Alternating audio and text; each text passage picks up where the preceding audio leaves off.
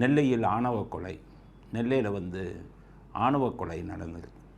அதாவது மாற்று ஜாதியை சேர்ந்த 2 பேர் காதலில் ஈடுபட்டு அதில் ஒரு ஜாதியை சேர்ந்தவர் இன்னொரு ஜாதியை சேர்ந்தவங்களை கொலை பண்ணியிருக்காங்க. இப்படி தான் நம்ம பார்க்கணும். நம்ம அரசியல்வாதி எப்படி பார்க்குறான் தெரியுமா?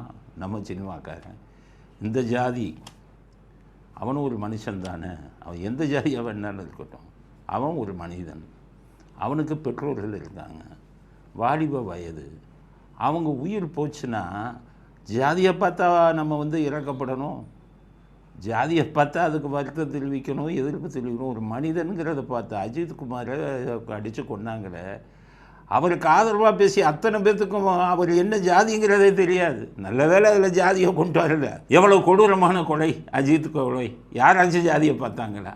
அதே மாதிரி தான் இருக்கணும். நம்ம தமிழ்நாட்டில் கேவலமான விஷயம் அந்த அரசியல்வாதி தான். ஜாதியை வச்சு அரசியல் பண்ணுற மாதிரி கேவலமான ஜென்மங்கள் எங்கேயுமே கிடையாது, தமிழ்நாட்டில் தான் அதிகம். எதுக்கு சொல்கிறேன்னா, சுவாதிங்கிற பொண்ணை ராம்குமாருங்கிற பையன் கொன்னான். எவ்வளவு கொடூரமான அந்த பெண்ணை தலையவே வெட்டி அப்படி கொன்னாங்க. எல்லோரும் ஒரு பெண்ணை வெட்டிட்டானே அப்படின்னு தான் பார்த்தாங்க. இந்த ஜாதி அரசியல்வாதி உள்ளே வந்தால் வெட்டுப்பட்டவன் என்ன ஜாதின்னு கேட்டான், செத்த பொண்ணு என்ன ஜாதின்னு கேட்டான். அப்படியே அதை ஜாதியாக மாற்றினான்.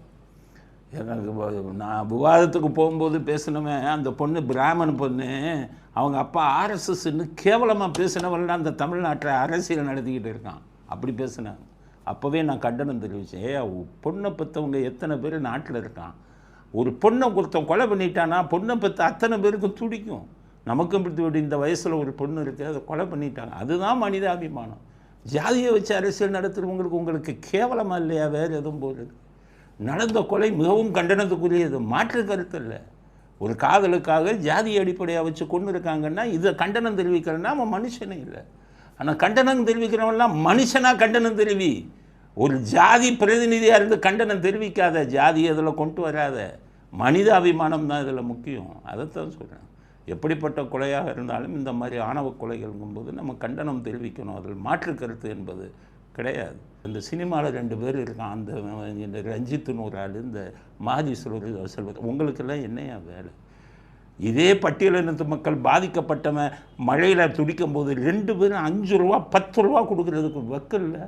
நீ எல்லாம் கொலைக்கு ஏன் உள்ளே வர?